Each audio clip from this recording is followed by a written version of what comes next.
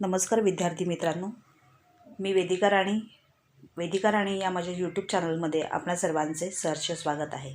आज आपण इयत्ता 12वी विषय अर्थशास्त्र आणि यातील प्रकरण क्रमांक 1 सूक्ष्म आणि स्थूल अर्थशास्त्राचा परिचय या प्रकरणावरील वस्तुनिष्ठ प्रश्नांचा सराव करणार आहोत। मागील व्हिडिओमध्ये मी तुम्हाला सांगितलं होतं की एकूण 80 गुणांची जी प्रश्नपत्रिका असते, या 80 गुणांच्या प्रश्नपत्रिकेमध्ये 20 गुणांसाठी वस्तुनिष्ठ प्रश्न असतात आणि अंतर्गत मूल्यमापन चाचणी जी 20 गुणांची होते यामध्ये 16 गुणांसाठी वस्तुनिष्ठ प्रश्न विचारले जातात। असे एकूण 36 गुणांच्या वस्तुनिष्ठ प्रश्नांची तयारी आपण या प्रकरणानुसार करून घेणार आहोत। चला तर मग आपण पहिलं प्रकरण सूक्ष्म आणि स्थूल अर्थशास्त्राचा परिचय याच्यावरील वस्तुनिष्ठ प्रश्नांचा सराव करूया। विद्यार्थी मित्रांनो, गेल्या वर्षीच 12वीचा अभ्यासक्रम बदलला आणि मार्च 2021मध्ये कोरोनामुळे बोर्ड परीक्षा झाली नाही, परंतु ऑक्टोबर 2021मध्ये झालेली प्रथम बोर्ड परीक्षा ही नवीन अभ्यासक्रमानुसार होती आणि ऑक्टोबर 2021मध्ये पहिल्या प्रकरणावरती कशा प्रकारचे प्रश्न विचारले गेले हे आपण प्रथम पाहूया। पहिलं प्रकरण जे आहे हे पहिलं प्रकरणाला एकूण 10 मार्कांचं वेटेज आहे आणि यामध्ये प्रश्न पहिला अ, खालील दिलेल्या पर्यायांपैकी योग्य पर्याय निवडा 1 गुणांसाठी। प्रश्न पहिला ब, सहसंबंध पूर्ण करा 1 गुणांसाठी। प्रश्न दुसरा अ, संकल्पना ओळखून ती स्पष्ट करा 2 गुण।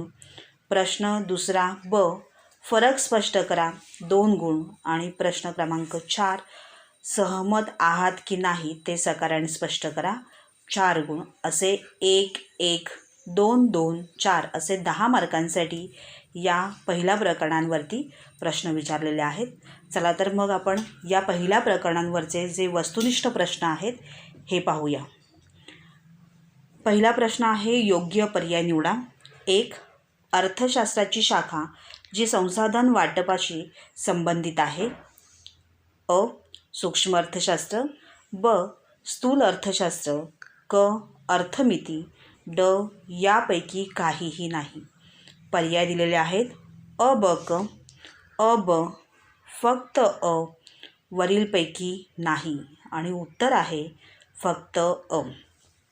दुसरा आहे सूक्ष्म अर्थशास्त्रातील संकल्पना, राष्ट्रीय उत्पन्न, ब, सामान्य किंमत पातळी, क, घटक किंमत, ड, उत्पादन किंमत। पर्याय आहेत ब, क, ब, क, ड, अ, ब, क, क, ड आणि उत्तर आहे क, ड। तिसरा आहे सूक्ष्म अर्थशास्त्रीय विश्लेषणात वापरली जाणारी पद्धत। अ, राशी पद्धत, ब, समग्र पद्धत, क, विभाजन पद्धत, ड, सर्वसमावेशक पद्धत। पर्याय आहेत अ, क, ड, ब, क, ड, फक्त क, फक्त अ आणि उत्तर आहे फक्त क, विभाजन पद्धत। चौथा आहे सूक्ष्म अर्थशास्त्रीय विश्लेषणात वापरली जाणारी पद्धत जी आपण आता मगाशी पाहिली। स्थूल अर्थशास्त्र खालील संकल्पनांचा अभ्यास करते: संपूर्ण अर्थव्यवस्था, आर्थिक विकास, एकूण पुरवठा, ड, उत्पादन किंमत। पर्याय आहेत अ, ब, क, ब, क, ड, फक्त ड, अ, ब, क, ड आणि उत्तर आहे अ, ब, क। नेक्स्ट आहे स्थूल अर्थशास्त्राची व्याप्ती। अ, उपभोग फलन, ब, गुंतवणूक फलन, क, वैयक्तिक मागणी, ड, रोजगार पातळी।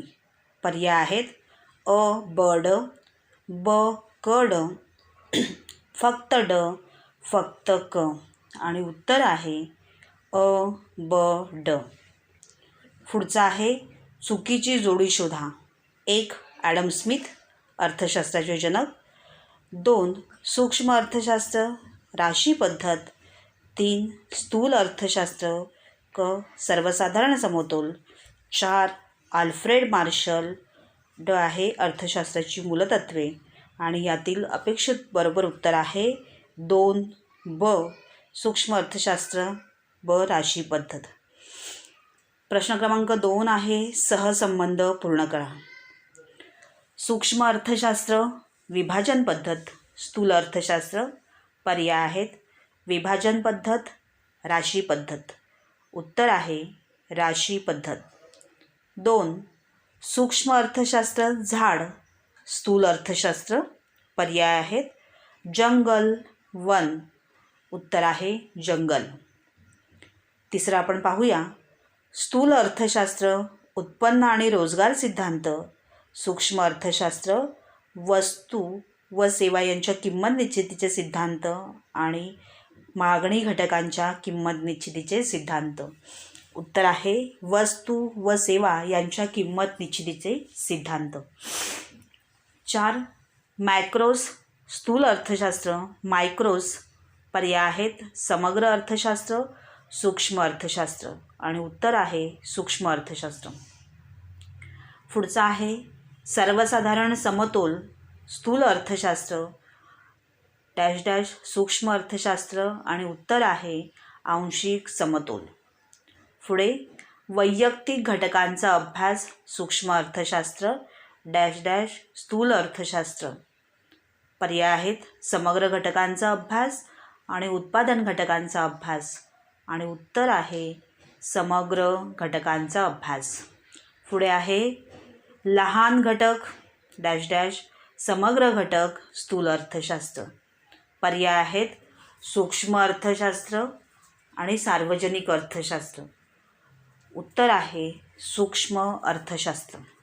8 आहे डॉक्टर मार्शल, सूक्ष्म अर्थशास्त्र, डॉक्टर केन्स. आणि उत्तर आहे स्थूल अर्थशास्त्र. पुढे आहे आर्थिक सिद्धांत डॅश डॅश आर्थिक धोरणे, स्थूल अर्थशास्त्र.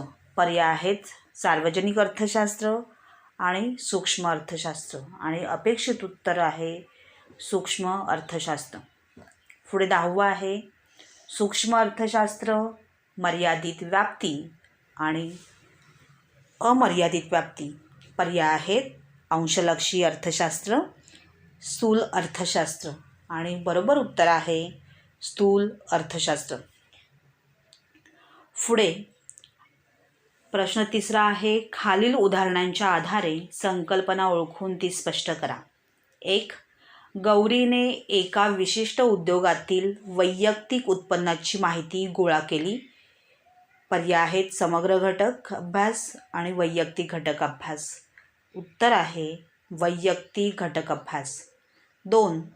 रमेशने उत्पादन विषयक सर्व निर्णय स्वतः घेण्याचे ठरवले. उदाहरणार्थ काय आणि कसे उत्पादन करावे. पर्याय आहेत दीर्घकाळ बाजार अर्थव्यवस्थेतील व्यावसायिक निर्णय आणि मुक्त बाजार अर्थव्यवस्थेतील व्यावसायिक निर्णय. आणि पर्याय आहे उत्तर आहे मुक्त बाजार अर्थव्यवस्थेतील व्यावसायिक निर्णय. 3 आहे शबानाने आपल्या कारखान्यातील कामगारांना वेतन आणि बँक कर्जावरील व्याज दिले.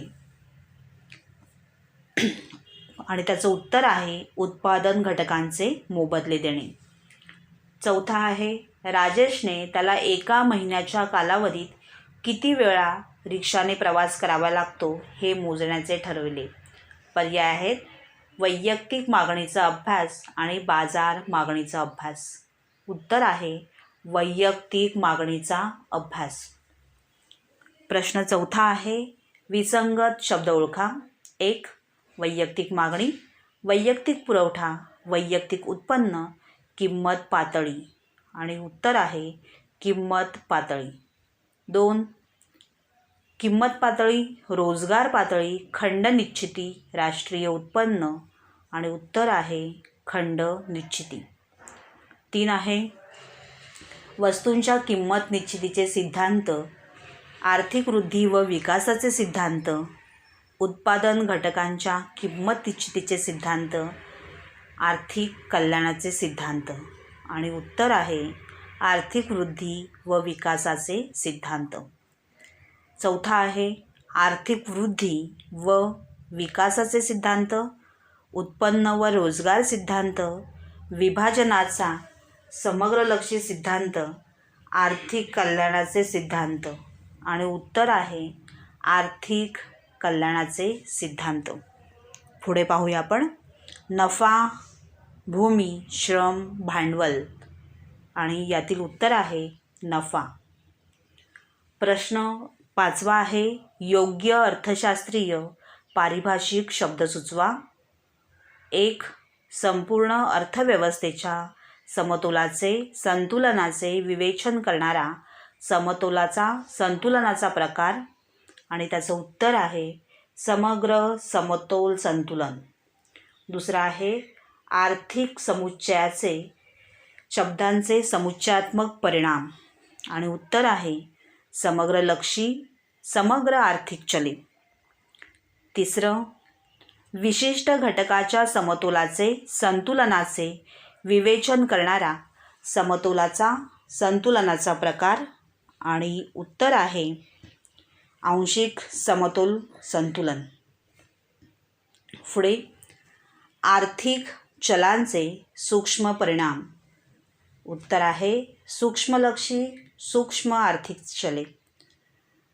पुढे भांडवलाचा मोबदला आणि उत्तर आहे व्याज. 6वा आहे वैयक्तिक घटकांचे सूक्ष्म विवेचन करणारी अर्थशास्त्रीय शाखा. त्याचं उत्तर आहे सूक्ष्म अर्थशास्त्र. 7वा आहे राष्ट्रीय उत्पादनाचे स्थूल विवेचन करणारी अर्थशास्त्रीय शाखा आणि त्याचं बरोबर उत्तर आहे स्थूल अर्थशास्त्र. पुढे पाहूया प्रश्न क्रमांक 6. विधाने आणि तर्क प्रश्न. पुढील पर्यायांमध्ये योग्य पर्याय निवडा. विधान अ आहे सूक्ष्म अर्थशास्त्राची व्याप्ती तुलनेने मर्यादित आहे. तर्कविधान ब आहे सूक्ष्म अर्थशास्त्रात केवळ वैयक्तिक आर्थिक घटकांचा अभ्यास केला जातो आणि त्याचे पर्याय आहेत. विधान अ सत्य आहे पण तर्कविधान ब असत्य आहे. विधान अ असत्य आहे पण तर्कविधान ब सत्य आहे. दोन्ही विधाने सत्य असून ब विधान हे अविधानाचे बरोबर स्पष्टीकरण करते. दोन्ही विधाने सत्य असून ब विधान हे विधान अचे योग्य स्पष्टीकरण नाही आणि त्याचं बरोबर उत्तर आहे दोन्ही विधाने सत्य असून ब विधान हे अविधानाचे बरोबर स्पष्टीकरण करते. दुसरा आहे विधान अ स्थूल अर्थशास्त्र उत्पन्न विश्लेषण म्हणून ओळखले जाते. तर्कविधान ब स्थूल अर्थशास्त्रात विशिष्ट व्यक्तीने किंवा विशिष्ट उत्पादन संस्थेने प्राप्त केलेल्या उत्पादनाचा अभ्यास केला जातो. पर्याय आहेत. 1. विधान असत्य आहे पण तर्कविधान ब असत्य आहे. 2. विधान अ असत्य आहे पण तर्कविधान ब सत्य आहे. 3. दोन्ही विधाने सत्य असून ब विधान हे अविधानाचे बरोबर स्पष्टीकरण करते. दोन्ही विधाने सत्य असून ब विधान हे विधान अचे स्पष्टीकरण नाही आणि त्याचं बरोबर उत्तर आहे विधान अ सत्य आहे पण तर्कविधान ब असत्य आहे. अशा प्रकारचे पहिल्या प्रकरणावरती हे वस्तुनिष्ठ प्रश्न आहेत. या वस्तुनिष्ठ प्रश्नांचा तुम्हाला ऑनलाईन परीक्षेच्या माध्यमातून जर सराव करायचा असेल तर त्याची गुगल फॉर्मची लिंक डिस्क्रिप्शन बॉक्समध्ये दिलेली आहे. त्यावरती जाऊन नक्की क्लिक करा आणि समोर तुमच्या हे सगळे वस्तुनिष्ठ प्रश्नांचा पेपर ओपन होईल. पहिल्या प्रकरणावरच्या वस्तुनिष्ठ प्रश्नांचा जरूर सराव करावा. असेच पुढील प्रकरणांवरच्या वस्तुनिष्ठ प्रश्नांचा सराव करण्यासाठी पुढील प्रकरणांवरती आपण नवनवीन व्हिडिओ घेऊन येणार आहोत. हा जर व्हिडिओ तुम्हाला हेल्पफुल वाटत असेल तर नक्कीच व्हिडिओला लाईक करा, चॅनलला सबस्क्राईब करा आणि बेल आयकॉन दाबा आणि जास्तीत जास्त मुलांपर्यंत शेअर करा. चला तर मग तुम्ही पेपर सोडवा. मी इथेच थांबते. All the best.